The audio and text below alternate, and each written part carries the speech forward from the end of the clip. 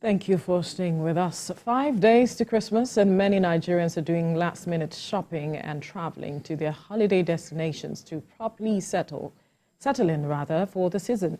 With many vehicles on the roads, the focus on security is heightened to ensure safety while driving.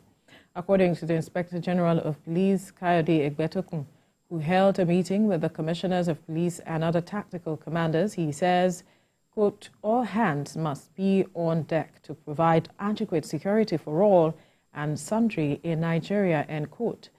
He also focused on addressing security issues and reviewing the police anti-crime strategies for efficiency and effectiveness towards peace and order in the country, especially during this festive season.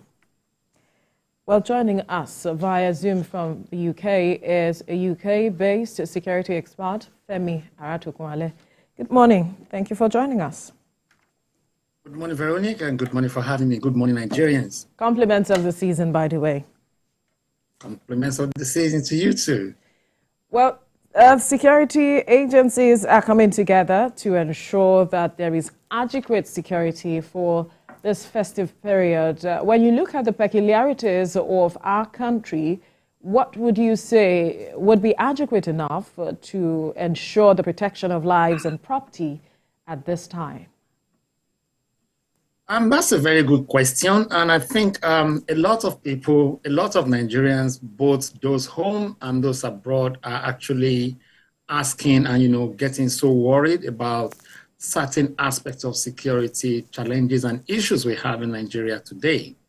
Let us first start from commending the efforts of the Nigerian police force and the presidency as well for putting this right out there for everybody to be security conscious and to be aware of what happens around them within their neighborhood and around their business premises as well. But I want to ask Nigeria one thing. Are they really security conscious, or we just want to talk about it, or we want to work together to tackle it? That is the key question we should be asking ourselves.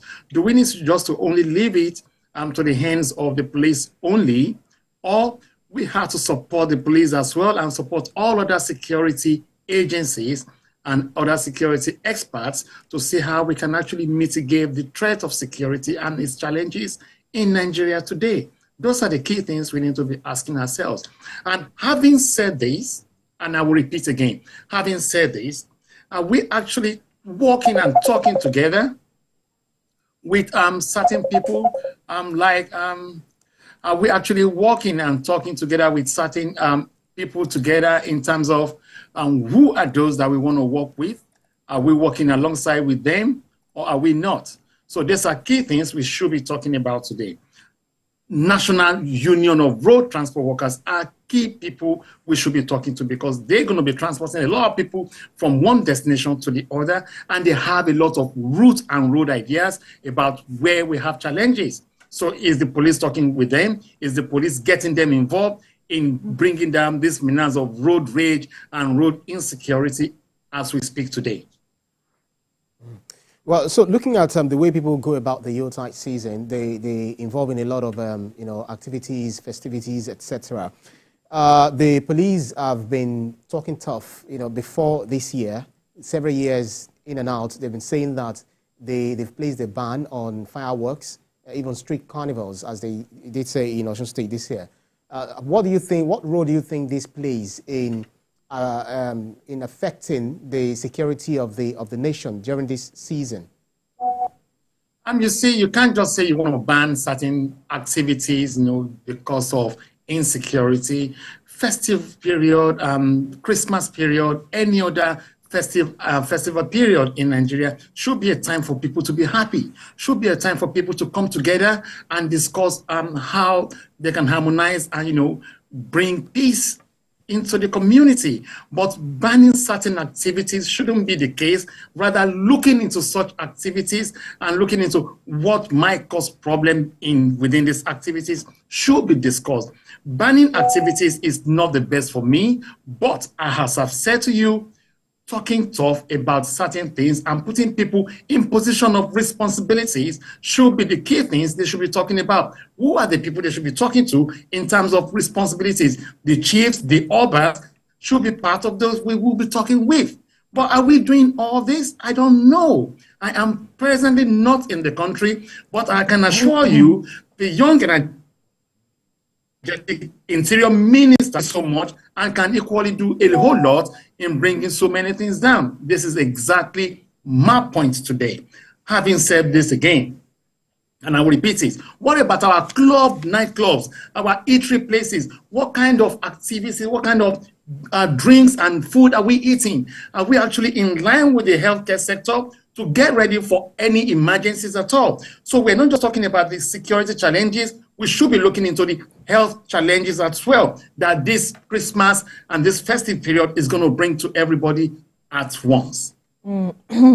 A holistic approach, I want to say with regards to what you just said.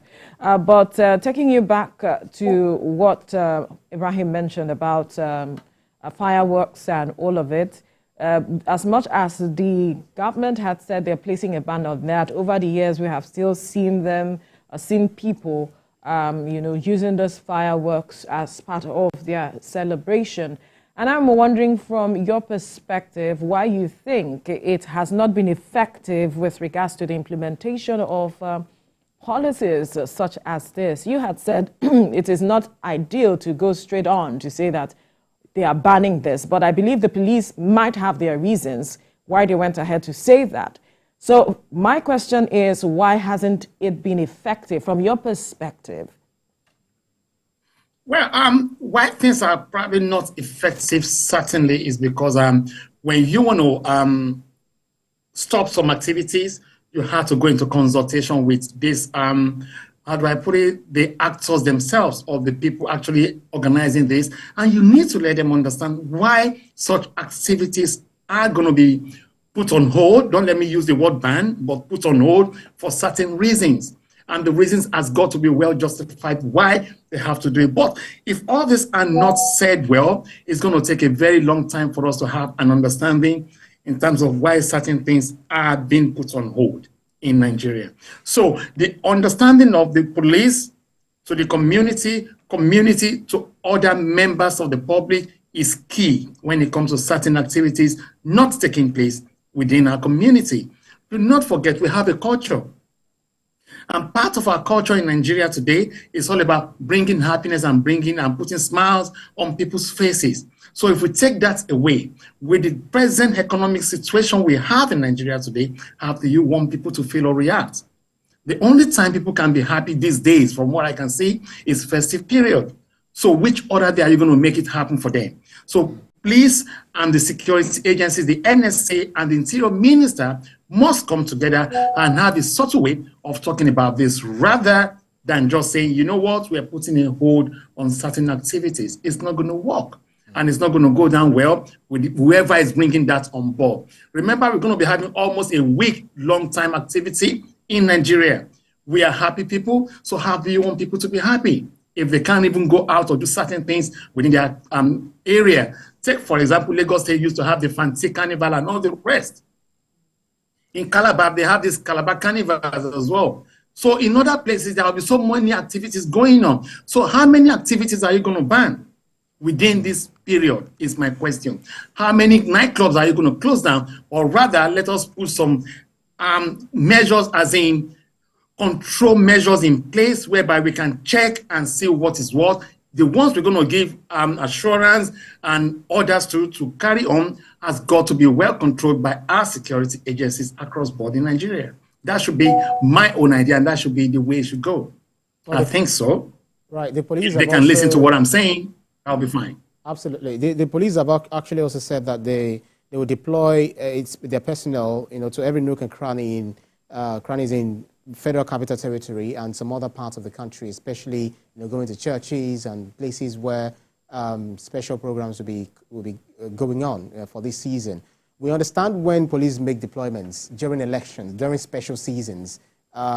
We know that it's largely concentrated, but this time round, looks like it's a nationwide celebration, and we do not have enough police personnel to go round.